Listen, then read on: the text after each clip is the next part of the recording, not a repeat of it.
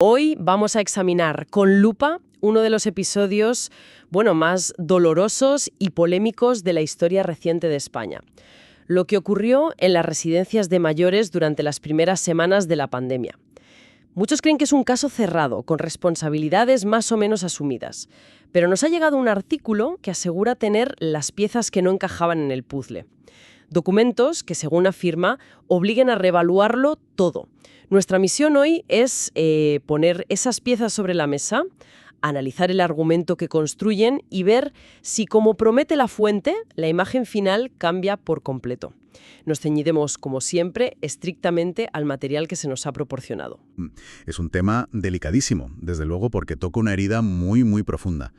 El debate público se centró durante mucho tiempo en esa pregunta, ¿no?, de si la responsabilidad final recaía en las comunidades autónomas o en el gobierno central. Lo que hace esta fuente es asegurar que tiene la respuesta documental a esa pregunta. Ajá. Y que esa respuesta apunta en una dirección muy concreta y contraria a la que se instaló en gran parte de la opinión pública. Pues vamos a verlo. Empecemos por la afirmación central, el corazón del asunto.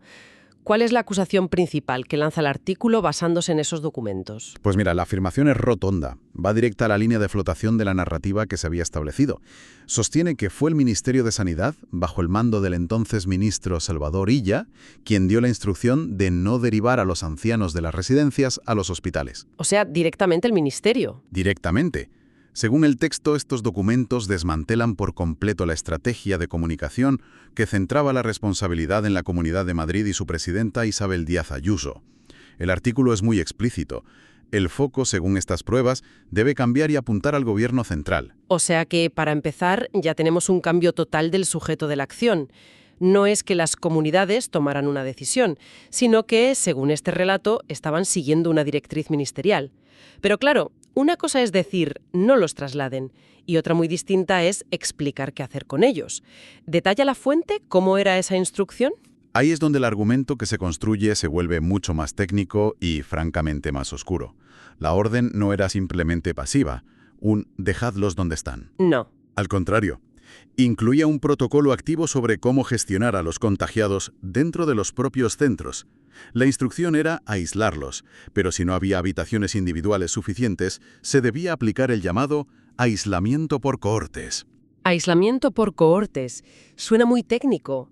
¿Qué significa exactamente en este contexto? Significa agrupar a todos los residentes con síntomas o confirmados de COVID-19 en una misma zona. Vale. En una misma planta o una misma sala.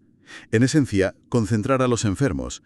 Y aquí el artículo es muy duro, porque señala que esa práctica, en un entorno como una residencia, que no es un hospital, multiplicaba exponencialmente los riesgos. Claro, es que si lo piensas, me imagino que no es lo mismo tener a un enfermo en una habitación que a 20 en un salón común.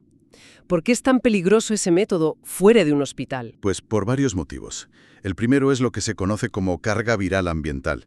No es lo mismo estar expuesto al virus que expele una persona que al que expelen 10 o 20 en un espacio cerrado y a menudo mal ventilado. Claro, se crean incubadoras del virus, básicamente. Exacto, incubadoras.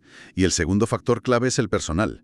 Los mismos auxiliares, enfermeros o limpiadores tienen que moverse entre esa zona de cohortes, con una altísima concentración viral, y las zonas de los residentes sanos. Se convierten, sin quererlo, en vectores de transmisión muy eficaces. Entiendo. Un hospital tiene protocolos, equipos y sistemas de ventilación para manejar eso. Una residencia, no. El punto que recalca el texto es que ordenar cohortes en ese entorno era, en la práctica, una sentencia. Entendido. Entonces tenemos una orden de no trasladar y un protocolo interno que, según la fuente, era una bomba de relojería. El siguiente punto clave en cualquier investigación es la cronología. ¿Cuándo se dieron estas órdenes? Porque no es lo mismo tomar una decisión en pleno caos que tomarla con información previa. Y ese es, posiblemente, el pilar más fuerte del argumento del artículo. Sostiene que estas decisiones no se tomaron a ciegas. Cita un documento oficial interno fechado el 31 de enero de 2020, que ya evaluaba la letalidad del virus. Espera, 31 de enero. Estamos hablando de un mes y medio antes de que se decretara el estado de alarma y el confinamiento, y ya había datos oficiales sobre la mortalidad. Según la documentación que cita la fuente, sí, y eran datos escalofriantes. Ese informe reconocía una mortalidad del 8% para el grupo de edad de 70 a 79 años. Uf, Y una que se disparaba hasta el 14,8% para los mayores de 80. casi una de cada 7 personas. Exacto. El argumento aquí es demoledor.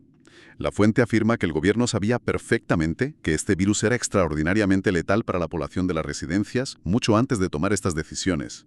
No se puede alegar desconocimiento. Vaya, ese dato del 31 de enero es muy potente. Sabiendo esto, con esas cifras sobre la mesa, ¿cuándo llega exactamente la orden de mantener a los mayores en las residencias? El artículo señala un documento que considera crucial, fechado el 5 de marzo de 2020. 5 de marzo. Sí, 9 días antes de la declaración del estado de alarma. En ese documento, el Ministerio de Sanidad ya establecía que los ancianos con síntomas debían permanecer en las residencias y que sus movimientos debían ser restringidos al máximo. Y aquí hay un detalle que me parece fundamental. El 5 de marzo, la situación en los hospitales. ¿Cómo era? Porque el gran argumento que siempre se ha esgrimido es que se hizo porque el sistema sanitario estaba colapsado. Ese es el punto que el artículo se esfuerza en desmontar. Citando fuentes hospitalarias de la época, afirma que el 5 de marzo, la sanidad, ni la pública ni la privada, estaba aún colapsada. Aún no. No. Había tensión, por supuesto, pero no la situación de saturación extrema que se viviría semanas después. Por lo tanto, el hilo argumental es que la decisión de no hospitalizar no fue una consecuencia de la falta de camas, sino una decisión estratégica que se tomó antes del colapso. Vale. Entonces tenemos la orden, el protocolo de cohortes y una cronología que sugiere que se sabía el riesgo y que se actuó antes de la saturación. Ya de por sí es un relato muy duro, pero la fuente no se detiene ahí. Da un paso más y pone estas directrices en contraste con las que se aplicaron a otro colectivo. Sí, y este es el punto que convierte el relato en algo, por decirlo suavemente, muy incómodo. El artículo presenta un tercer documento, también oficial de la Secretaría General de Instituciones Penitenciarias. Este documento establecía el protocolo a seguir con los presos que presentaran síntomas de coronavirus. Un momento, esto es muy fuerte. Estamos diciendo que, según la fuente, en el mismo periodo se daban instrucciones diferentes para los ancianos en residencias y para la población reclusa. La implicación es tremenda. Exactamente esa es la comparación que establece el texto. Mientras a los mayores se les indicaba que debían permanecer en las residencias, el protocolo para las prisiones era radicalmente distinto. La fuente cita textualmente el documento, que indicaba que, en el caso de los presos con síntomas, las conducciones o traslados a centros médicos no se retrasarán. No se retrasarán. No se retrasarán, salvo por razones estrictamente sanitarias del propio individuo. O sea que, en la práctica, para un preso se contemplaba y facilitaba el traslado a un hospital. Sí. Pero para un anciano en una residencia la directriz era la contraria. Entiendo lo que dicen los documentos, pero ¿qué nos dice esto sobre la mentalidad de los gestores? ¿El artículo da alguna pista sobre por qué se tomarían dos caminos tan opuestos? El artículo no especula sobre la mentalidad, se limita a presentar la evidencia documental, pero la conclusión que el lector extrae es inevitable. Lo plantea como una prueba de que la decisión sobre los ancianos no era la única opción posible. Claro. Demuestra que existían alternativas porque se estaban aplicando a otros colectivos.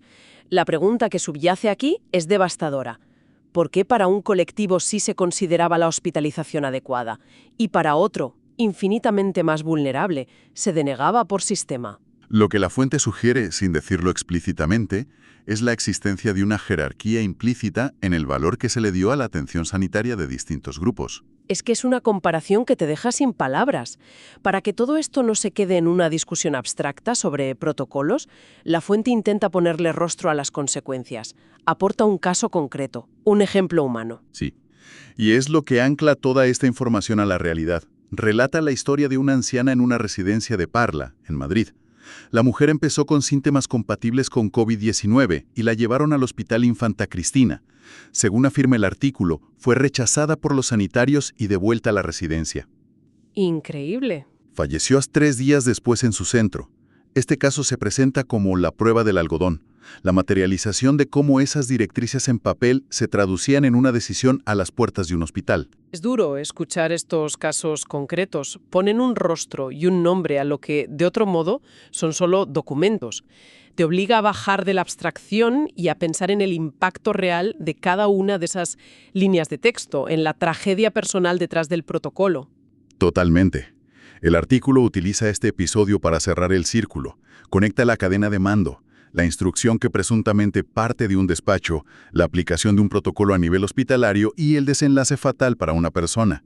No es una teoría. La fuente lo presenta como la demostración práctica de que esas órdenes tuvieron consecuencias directas, tangibles y letales.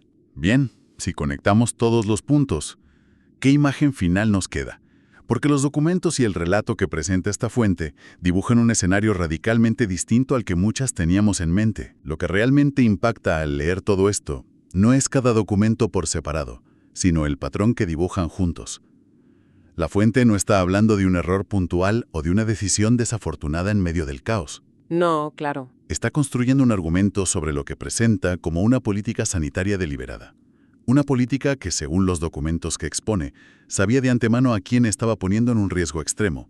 Implementó un método que podía agravar ese riesgo y, al mismo tiempo, aplicaba un criterio opuesto a otros colectivos. Ya. El verdadero insight aquí, la idea central, es la sugerencia de una gestión diferencial de la crisis que en la práctica decidió qué vidas merecían una oportunidad en un hospital y cuáles no. Es una conclusión durísimo. Y es crucial recordar que todo nuestro análisis se ha basado exclusivamente en el contenido de esta fuente y en los documentos que afirma haber consultado. Pero si su interpretación y autenticidad se confirmaran, esto nos lleva a una reflexión mucho más amplia. Nos obliga a preguntarnos, ¿qué otros aspectos de las decisiones cruciales tomadas durante la pandemia siguen sin conocerse por completo? Y sobre todo, ¿de qué manera el entendimiento real del pasado, sin relatos simplificados, puede cambiar la forma en que una sociedad se prepara para afrontar crisis futuras y exigir responsabilidades?